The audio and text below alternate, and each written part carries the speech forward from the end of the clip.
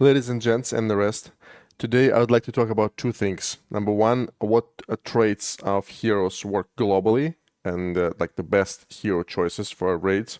And the second thing we're going to talk about is what heroes to upgrade first with Valor and why. Because there's few types of players, and depending on what type you are, you will need to upgrade that hero or this hero. Let's talk about traits first, because I was recently explained how they work, and not all of them will work globally. Jaina, her trait is not global. Increase level of spells blah, blah, blah, by 3 while Jaina is in play. Level of your spells. So Jaina's buff only works for Jaina's deck. It's not gonna help your guildmate. So Maeve. Same thing. This only your units reduce cost. Tyrion, we don't care. It obviously doesn't benefit it benefits kind of everybody, but he doesn't like. There's no questions about his trait. Charga, absolutely useless. Hogger, obviously nobody cares. It all depends on the Hogger. Murkai is actually Murkai's trait works globally, so for 5 seconds after deploying, summon a Murloc Tidehunter for each gold spent on other minis, which means you have 2 gold pools, yours and your guildmates, and if you throw 1 Murkai, every gold that your guildmate spends also adds Murlocs to the battlefield. So that can be very useful. So Murkai is, you know what I'm saying, we're gonna definitely use one. In one of the encounters. So Drakisat, his trait, it's not global, but obviously your friendly units of your guildmates will benefit from this chromatic scales, for example. I think Drakisat will be one of the choices anyway, because he's extremely effective at killing bosses, like a Onyxia killer, and we all know that Drakisat will be used in this raid 100%, because it's always used everywhere. Rend, again, his trade only benefits Rend. He reduced gold cost. It's not going to help your guildmate. However, Rend, again, is an extremely powerful hero. Probably the only always S tier hero in PvE and PvP. So Rend is our man. However, his trade is useless for the guildmate. Emperor Tharazan, this is probably the best hero in terms of value on the battlefield, because it benefits everybody. You throw 1 Emperor Tharazan and your guildmate will benefit from it. So every non-elemental damage unit that your guildmate throws will apply burn as well. Sneed benefits everybody. However, like, in order to get benefits from Sneed, you need to have a siege unit, and you can just have siege units in one deck. You don't need everybody to have siege units, right? Because everybody gets gold no matter what. So again, the trait is useful. However, I don't think Sneed will be needed here. We'll see. Grommash Hellscream, his trait is not global. Bloodlust, but all the friendly units will be bloodlusted, which means if you have one, we have 1 core, right? And from this core we're going to be throwing units. So if I throw Grommash Hellscream, my guildmate can throw something else and it will benefit, right? So it's kind of helpful, but it's not global again. Cairn, his trait is absolutely useless. Because it only increases HP of your troops. Because if you go, like, let's say we come up with the double horde combo, the second horde guy will not benefit. Baron Riven there, his trait is absolutely useless. Again, it depends on how many structures we have, so we don't really care. However, again, it can be used. Baron is always used everywhere, but I don't think he's that good in PvE. Thalnos, his trait is useless for the team, because it's only your spells that buff your Thalnos. If you have 2 Thalnoses, you're on your own. You're not going to get any help from the other Thalnos. Sylvanas. When the raids come out, her trait will be global. But that trait, it adds movement speed, 30% movement speed. I don't see any use in having more movement speed in a PvE encounter. I might be wrong, but I don't know. Survivability and damage, sure. But movement speed, I don't know if it will be useful. So Sylvanas is like, meh.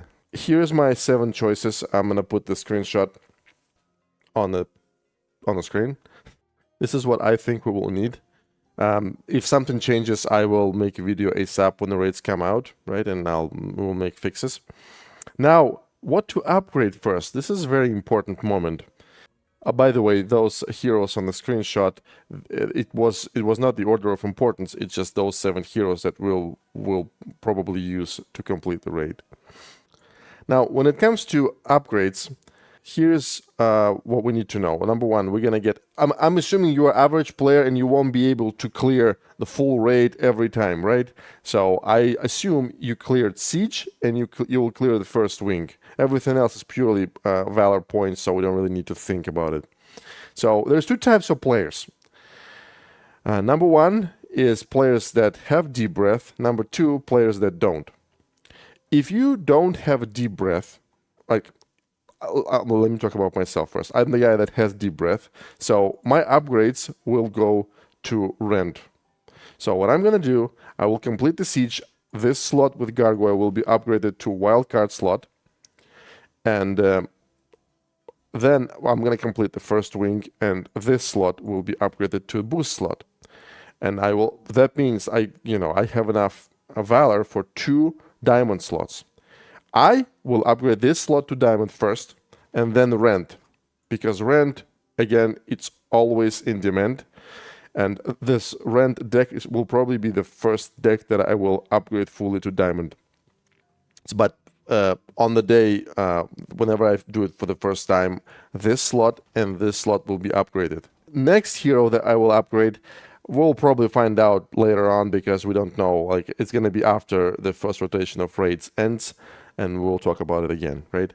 The second type of players is the ones that don't have deep breath yet. You upgrade this guy. You complete your Siege, you upgrade this slot with wildcard slot, and then you get your 200 Valor. Then you complete the first wing, and you upgrade this slot. And whenever you have a moment, like whenever you get your first 200 Valor, you always upgrade Drakisat first. Because Drakisat is an Onyxia killer. He is the one that does damage. He is the one that does tanking. He is like everything that you need to kill Onyxia. And like I said, I think he will be used 100% in a raid as well, in some encounters, so you will not waste your Valor. Drakisat is the one that you need first if you don't have a deep breath yet, if you're an average player. Now, how I'm gonna do raids personally. When the first raid starts, I will do whatever it takes to kill it ASAP and get my Ragnaros first. And I'm going to probably upload the raw footage of killing bosses, because we are in a very competitive business, right? We need to get Ragnaros ASAP. And then next rotation probably, which is going to be like a month later, I will try to come up with something efficient, something that you can do with very low levels, and stuff like that. Because first of all, it's like I said, I need to get my rag ASAP. So if my levels are too high, I don't care. If I find the bug, obviously I'll use it, and everybody will. I've been also asked a million times on stream, what units do I think will be needed so people could level them, right? Guys, I have no idea. I can only tell you what always works, because it's extremely overpowered. This guy with any talent, because he has 2 HP pools and pretty much 6 seconds of stun if you take a stun talent. Polymorph. Witch Doctor. Meat Wagon, one of the best PvE units as well. Okay, there is a video on my channel. I'm gonna put the link in the description below. The video about raids where we have a lot of map blueprints from raid encounters. There is a lot of mechanics that devs actually explain, and it's very, very useful. So if you care about what's going to happen in raids, take a look at that video. I actually found a lot of things that I didn't know about when I watched my own video. So that's pretty much it. I will see you later. That's all.